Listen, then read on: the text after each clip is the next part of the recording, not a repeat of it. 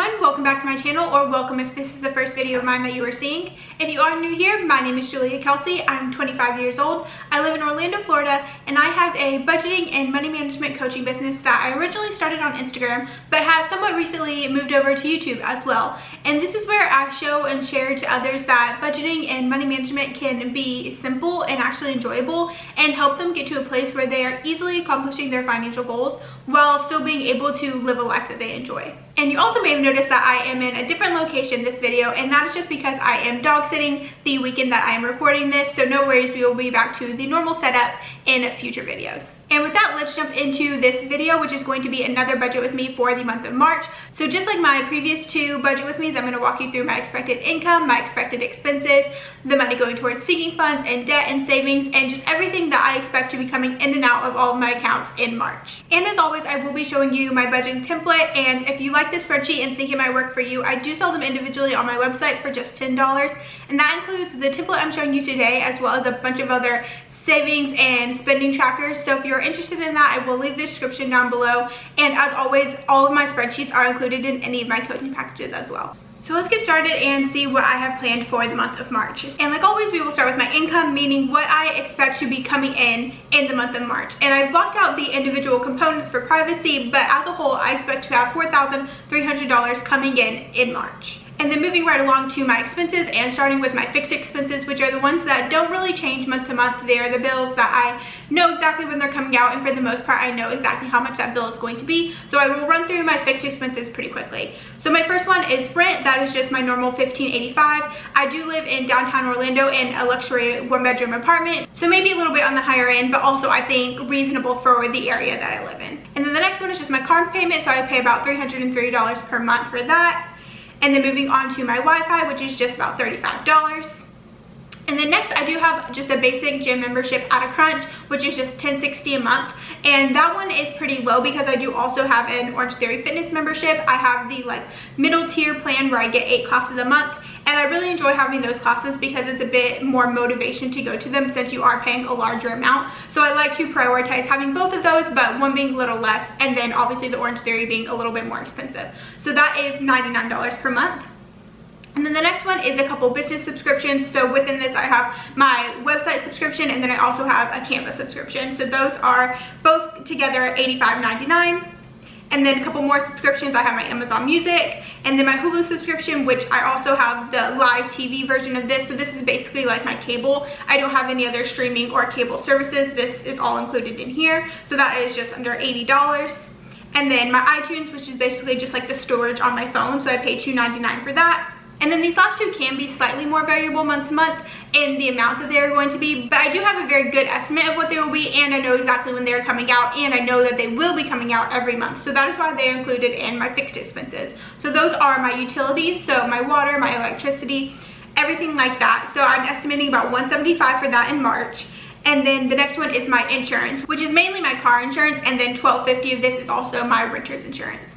And then the second section within my expenses section is my variable expenses. So this is going to be like your daily spending and spending that fluctuates a lot month to month.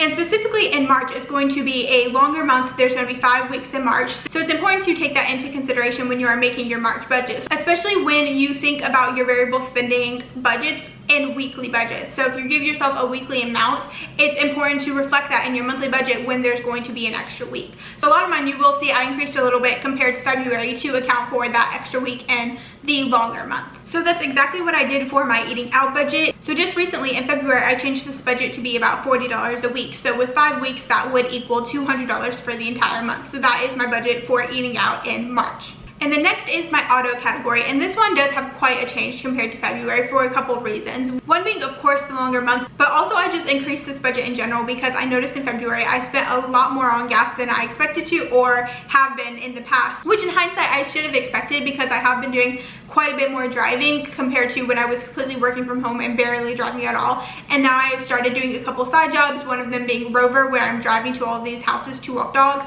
So it makes sense that I'm driving more. Gas is also more expensive, so it makes sense that I would be spending more in this category. But it took me being over budget in February for that kind of to sink in, and now I'm making the adjustment in March. So I'm going into the month planning to spend about $25 per week on gas. And also keep in mind that this category would include any money that I pay on tolls. That's why it's called auto and not just gas. But I still haven't been spending much of anything on tolls, so I'm not going to include that in it right now. And then obviously if I see that change, I will increase the budget even further if needed. So I'm going into March with the plan of $25 per week, and we will see what happens from there and adjust as needed. So with 5 weeks, that would be $125 in total. And then the next category is my groceries category, and this does include my HelloFresh subscription. I do enjoy getting HelloFresh delivered every so often. I do live by myself, and I'm just not the biggest fan of cooking, especially for one person. So HelloFresh is just really convenient to make, especially cooking for dinners, a lot easier. And I don't get a box every week. I usually go between about 2 to 3 boxes a month. Since this is a longer month, I do predict that I'm going to get 3 boxes. So this is also a little higher than compared to February. So I expect about 3 HelloFresh boxes,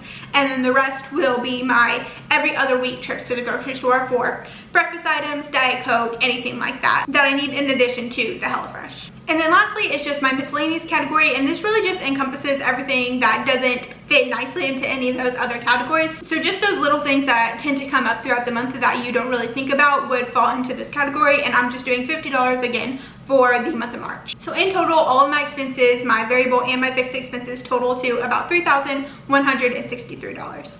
So now let's move on to my sinking fund. So this is going to be the money that I'm putting into each individual sinking fund with my March income. So my first one is my clothes/beauty fund. So this is pretty straightforward. Just any money that I would spend on clothes, makeup, hair care, skin care, anything of that nature would be included in this category. And in March, I'm just putting $15 into this category. This is not one of my higher priorities, so I'm not focusing too much on putting a ton in this category. Just kind of whatever I have left over after I've made sure I funded my higher priority funds.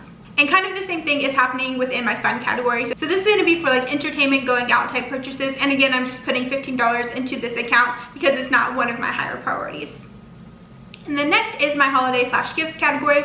So this is mainly my Christmas category. This is the fund that I use to purchase all of my Christmas presents, but I do also purchase like birthday gifts or just one-off gifts that I need to make from this category as well. So my goal for this one is to have $600 by Christmas. So $50 a month would get me there. And then if I happen to use any of the fund to purchase gifts throughout the year, then I'll obviously make sure to replenish that so I can assure that I make my goal of $600 by December. And the next is my household category. So this is just like things around the house, mostly like decor type items, blankets, candles, things like that. And again, this is not one of my higher priorities, so I'm actually not putting anything towards this category in March. I don't expect to be making many purchases, if any, in this category.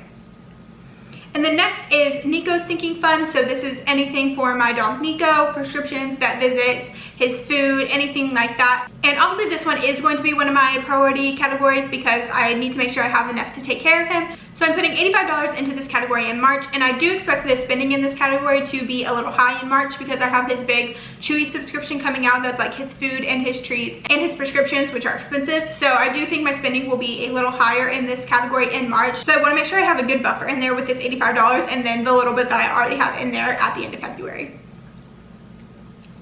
And then next is my car maintenance fund. So this is just for any repairs or routine maintenance that my car would need. And again, I'm not putting anything towards this category in March just because, like I've mentioned before, I have a good little buffer already in the sinking fund, taking into the account that my car is fairly new and I don't expect many repairs or maintenance needed. So again, not putting anything in this, and if I need to spend anything, it will come from the buffer I already have in this sinking fund. And then next is just medical. So this is mainly just for co-pays that pop up when I need to go to like urgent care or the doctor, prescriptions, anything like that. I don't have any large expected purchases coming up in the next couple of months within this category, so I'm not focusing on it too heavily, just doing $20 per month. And then next is my tech category, which I've talked about before. It was the category where I would put a little bit of money to have just in case like my phone or my computer would break and I would need to purchase a new one. But it was also the fund I used to purchase this camera that I'm recording on now. And I actually took a little bit of my emergency fund at the end of 2021 and put it into the sinking fund to bring it back up to positive. So what I'm doing right now is the money I'm putting into this account each month is going back to my emergency fund to replenish the amount that I took. So that is what this $25 is doing. It's just going to go back to my emergency fund to replenish that amount. And then the next two are just my yearly subscriptions. So bills that come out every year instead of every month. And I just put a little bit aside each month so I can assure that I have that larger amount ready when the expense comes out. So my first one is Amazon Prime. So I just do $10 a month for that. And then my next one is my yearly renewal for my Crunch membership. So I just do $5 a month for that. So in total, I expect to be putting $225 towards my sinking funds in March. And then the next section is my savings section, and unfortunately I don't have anything going towards this area in March, but my main priority within this is my student loans fund. So this is the fund where I accumulate a little bit of money that is then later going to be used to make extra payments towards my student loans. So any extra dollars that I have right now at the end of a month is usually going towards this fund. Unfortunately, that did not happen in March, but if at the end of the month I have a little bit more expected income than I thought, anything extra would go towards this fund. And then the next section is my debt section. So the only item in this category is just my student loan minimum payment, which is $911.45. So that is what is shown here. That's what I expect to pay in March. And then lastly is just the overview section, which shows me my total spending and shows me whether or not I have accounted for every one of my dollars.